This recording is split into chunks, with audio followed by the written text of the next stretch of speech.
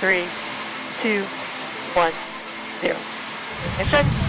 Liftoff. Artemis 1 will lift off from Launch Pad 39B at NASA's Kennedy Space Center in Florida with 8.8 million pounds of thrust, provided by the most powerful rocket in the world, our Space Launch System rocket, or SLS.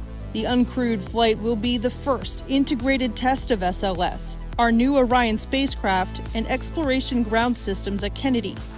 Artemis 1 will send Orion beyond the moon, 280,000 miles from Earth, farther than any human spacecraft has ever flown. This is not NASA doing this. This is the United States of America doing this program, the Artemis program, and there are companies all across our country that have a part in it, so there is kind of this wave of excitement being generated just by saying, we're going back to the moon. After the upper stage of the rocket separates from Orion, the upper stage will deploy small satellites over several days to perform science experiments and technology demonstrations.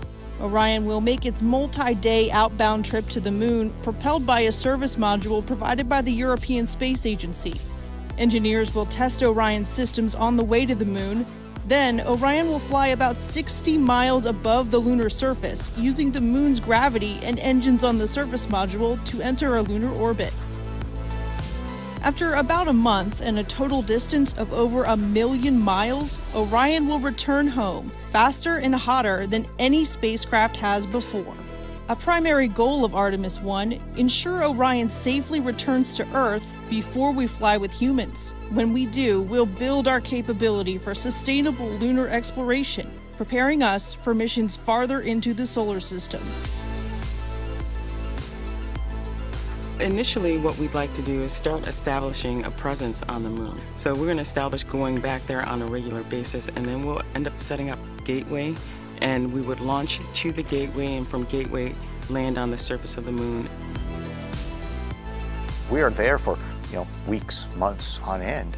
And there we're going to be able to test out all the hardware and the habitats and the hatches and the suits and the rovers that'll allow us to prove out those technologies.